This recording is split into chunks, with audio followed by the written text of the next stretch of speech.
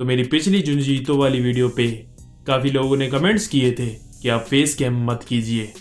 इतना बुरा है क्या चेहरा? तो मैं जानता हूँ कि तुम्हारे लिए थोड़ा मुश्किल होगा स्विच करने में मांगा वाली वीडियोस से इन फेस कैम वाली वीडियोस पर, लेकिन गाइस मैंने बताया था ना कि इस चैनल पर एक स्ट्राइक आ चुकी है, और वो इसीलिए क्योंकि मैंने मांगा के चैप्टर्स का यूज किया है।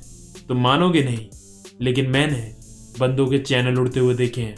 10-10 कॉपीराइट स्ट्राइक एक साथ आई है शीर्षक से उन्हें। मैं लकी हूँ कि मुझे सिर्फ एक टाइम पे एक ही स्ट्राइक आई है, इसीलिए मैंने फेस कैम में स्विच किया। सबसे सेफ और बढ़िया तरीका, क्योंकि अगर चैनल उड़ गया तो क्या फायदा। मुझे पता है वो वाइब नहीं आएगी जो पहले आती थी वीडियो में, लेकिन थोड़ा वक्त दो तो मुझे देखने की आदत हो जाएगी, तो वो वाइब भी अपने आप क्रिएट हो जाएगी, ट्रस्ट मी। तो ये सब तो हुआ, चलो अब मेन टॉपिक पे बात करते हैं। साथे तो तुम्हारी काफी रिक्वेस्ट करने पे मैं जुंजीतो की सबसे फेमस और सबसे क्रीपीएस्ट मांगा लेकर आया हूँ, तोमिए। और इंस्टा पे मेरी पिक्चर देखने के बाद तुम्हें पता चल ही गया होगा कि आई लव तोमिए, she got some big scariest movement. तुम्हें क्या लगा? तो अब जुंजीतो की जो तोमिए है वो दूसरी स्टोरी से काफी लंबी है। उसके अंदर 20 चैप्टर्स हैं और हर चैप्टर में डिफरेंट स्टोरीज हैं, लेकिन सब की सब तोमिए के ऊपर है। तो इस सीरीज के काफी पार्ट्स बनने वाले हैं, मैं जल्दी जल्दी कवर करने की कोशिश करूंगा। तो चलो सीधा स्टार्ट करते हैं। चैप्टर 1 तोमिए। और शुरू करने से पहले इसका कवर पेज देखो। यहाँ तोमिए चल रही है और उसके आगे 10-12 लड़के खड़े हैं। कुछ समझ में आया? नहीं समझे? कोई नहीं, आगे समझ जाओगे। चैप्टर की शुरुआत होती है एक फ्यूनरल से जो स्कूल में रखा गया है, और जो स्टूडेंट की डेथ हुई है वो तोमिए है। स्टूडेंट्स बात कर रहे होते हैं कि कैसे तोमिए की बॉडी के टुकड़े पूरे शहर में फैले हुए मिले और कुछ पार्ट्स तो अभी भी मिसिंग है। सारे बच्चे और टीचर खौफ में थे। फिर वहाँ डिटेक्टिव्स आते हैं थोड़ी छानबीन करने। वो बच्चे और टीचर से कुछ सवाल जवाब करते हैं। फिर हमें पता चलता है कि यह हादसा स्कूल के फील्ड ट्रिप वाले दिन हुआ था और किलर कोई साइकोपाथ ही है।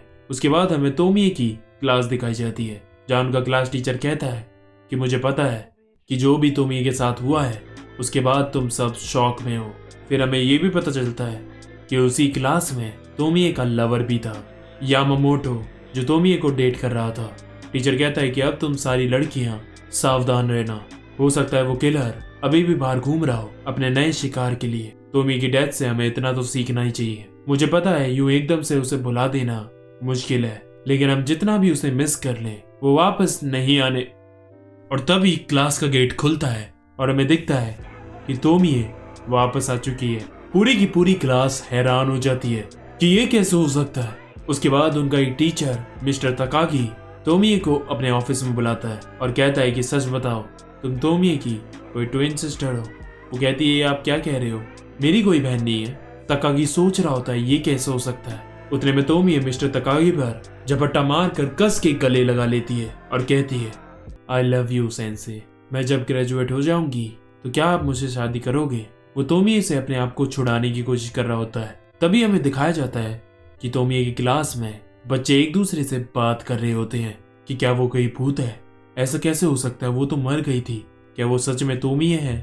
तभी एक टीचर उनकी क्लास में आता है और कहता है कि बच्चों एक बुरी खबर है, तुम्हारे टीचर। तभी हमें दिखाया जाता है कि मिस्टर तकागी अपने ऑफिस में बेहोश डले हैं, उन्हें हॉस्पिटल में ले जाया जाता है। उसके बाद तोमिए यामामोटो से चिपकी रहती है और यामामोटो उससे पीछे छुड़ाने की कोशिश करता है। उसके बाद तोमिए अपनी फ्रेंड रिको के साथ घर जा रही होती है और वो उससे पूछती है कि यामामोटो ऐसा बिहेव क्यों कर रहा है?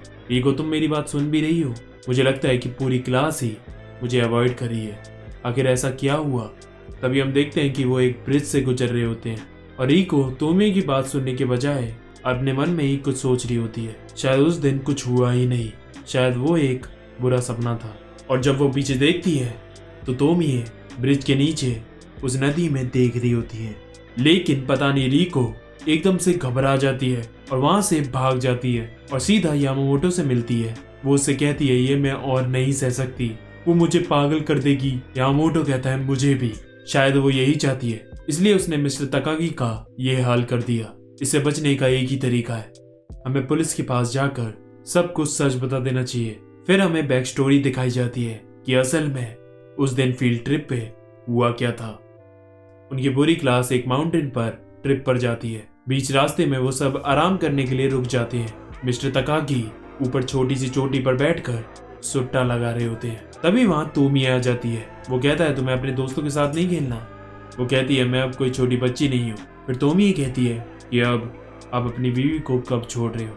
मैंने आपको बताया था ना, मैं प्रेग्नेंट हूँ। मैं ये ज्यादा दिन तक छुपा कर नहीं रख सकती। जल्दी ही पूरे स्कूल को ये बात पता चल जाएगी। तभी पीछे से उसका बॉयफ्रेंड यामामोटो आ जाता है और तोमिए को पकड़ कर खींचता है। फिर वो और तोमिए बहस करने लग जाते हैं। गुस्से में यामामोटो उसके चाटा मार देता है।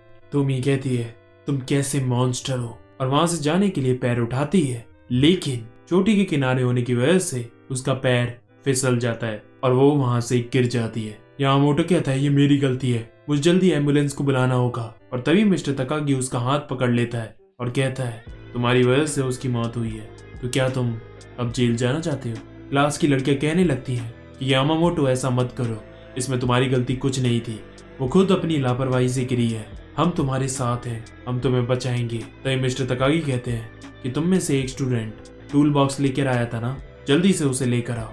फिर वो कहता है सारे लड़के अपने कपड़े उतार दो और सारी लड़कियां आसपास नजर रखो कि कोई आ तो नहीं रहा। रिको चलो हम वेस्ट की तरफ नजर रखते हैं। उसके बाद वो उस टूल बॉक्स में से आरी और कैंची निकालते हैं और मिस्टर तकागी और बाकी के स्टूडेंट्स तोमी की बॉडी काटने लगते हैं और तोमी एकदम से होश में आ जाती है। ये क्या कर रहे हो, मुझे दर्द हो रहा है। मिस्टर तकागी ये तो अभी जिंदा है। उसके बाद तकागी उसके मुंह पे उन सीजर से हमला करके उसे मार देता है। उसकी बॉडी को काटते काटते मिस्टर तकागी अपने बच्चों को पढ़ाने भी लग जाता है। देखो ये रहा लार्ज इंटेस्टाइन और ये रहा एपिडेमिक्स। और उसके टुकड़े करने के बाद उसके बाद सब पास की नदी में नहा लेते हैं। फिर तकागी कहता है कि हम 42 हैं और इसके पीस भी 42। जाओ अब इन टुकड़ों को कहीं फेंक देना। तोमिए का हार्ट उसकी दोस्त रिको को दिया जाता है क्योंकि वो उसकी बेस्ट फ्रेंड थी। वो रोते हुए जाकर उस ब्रिज के नदी में उसे फेंक देती है। फिर हम दोबारा प्रेजेंट टाइम में आ जाते हैं जहाँ रिको और यामामोटो भाग रहे होते हैं। तभी वो देखते हैं कि उनकी क्लास के कुछ स्टूडेंट्स को ये पता चल गया है कि वो पुलिस को सब कुछ सच बताने जा रहे हैं। क्या यामामोटो और रिको उन्हें जल्दी ठिकाने लगाना होगा वरना हम भी फंस जाएंगे। तभी उन्हें पता चल जाता है कि वो दोनों उनके पीछे खड़े उनकी बातें सुन रहे हैं। वो वहां से भागने की कोशिश करते हैं लेकिन आगे सामने और स्टूडेंट्स उनका इंतजार कर रहे होते हैं और उन्हें चारों तरफ से घेर लेते हैं। यामामोटो अब भागने का कोई फायदा नहीं। यामामोटो चिल्लाने लगता है कि हमारी मदद करो।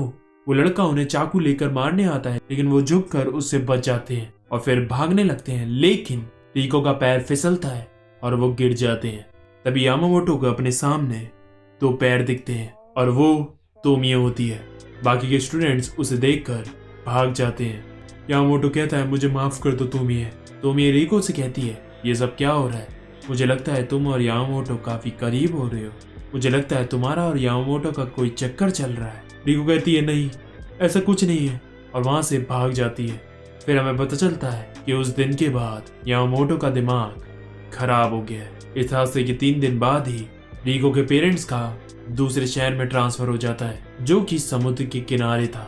हमें ये भी पता चलता है कि तोमिए की क्लास के काफी सारे स्टूडेंट्स ने स्कूल छोड़ दिया है और 2 बच्चों ने तो सुसाइड भी कर लिया है। तभी हम देखते हैं कि रिको समुद्र के किनारे बीच पर चल रही होती है और अपने आप से बातें कर रही होती है कि उस दिन फील्ड ट्रिप पे हमने ऐसा भयानक काम कैसे कर दिया। मुझे अभी भी विश्वास नहीं होता और मुझे यकीन है कि तोमिए अभी भी जिंदा है। तभी उसे एक रैपर पड़ा मिलता है। वो कहती है ये रैपर तो जाना पहचाना लग रहा है। फिर उसे याद आता है और वो कहती है ये कैसे हो सकता है, ये रैपर तो, और इसके अंदर जो दिल था वो कहाँ है। वो वहां उसके दिल को ढूंढने लगती है और ढूंढते ढूंढते वो पहाड़ के पीछे जाती है और वहां उसे ऐसा कुछ दिखता है जो बिल्कुल अनएक्सपेक्टेड था। वहां तोमिए की शक्ल की एक अजीब सी बॉडी होती है जो समुद्र में से ग्रो कर रही होती है और वहां लिखा होता है कि तोमिए ने मुझे फिर से ढूंढ लिया। और यही ये चैप्टर खत्म हो जाता है। अब कहानी के अंदर कुछ हिडन चीजों पर बात करते हैं। जब तोमिए पहाड़ से गिर जाती है तब नोटिस करना कि सारी की सारी लड़कियां यामामोटो का साथ देती हैं, कोई भी लड़की तोमिए का साथ नहीं देती। ऐसा देखकर लग रहा होता है कि वो सारी लड़कियां चाहती हैं कि तोमिए उनकी जिंदगी से बस चली जाए, लेकिन क्यों सब उससे इतना नफरत करते थे, तो इसके पीछे का रीजन है उसकी खूबसूरती। वो सारी लड़कियां उसकी सुंदरता से जलती थी और इस जेलिसी को क्या बढ़िया तरीके से जुंजीतो ने कहानी में दिखाया। दूसरी चीज तोमिए की खूबसूरती को नोटिस करना। वो जब दोबारा जिंदा होती है तो वो और ज्यादा खूबसूरत हो जाती है। एक तरह से ये तोमिए का एक फैक्टर है या पावर है जिससे वो लड़कों को फंसाती है। तीसरी चीज, नहीं ये वीडियो लंबी हो जाएगी, बाकी की चीजें अगले चैप्टर के साथ बताऊंगा। और आगे तो और मजा आएगा, जितनी इसकी स्टोरी आगे बढ़ती जाएगी उतना ही ये डार्क और क्रीपी होती जाएगी। वीडियो अच्छी लगी हो तो लाइक करना, मुझे पता है तुम्हें लगी है। जिन्हें हॉरर पसंद है उनके साथ शेयर करना। आज के लिए बस करते हैं। आरिगातो।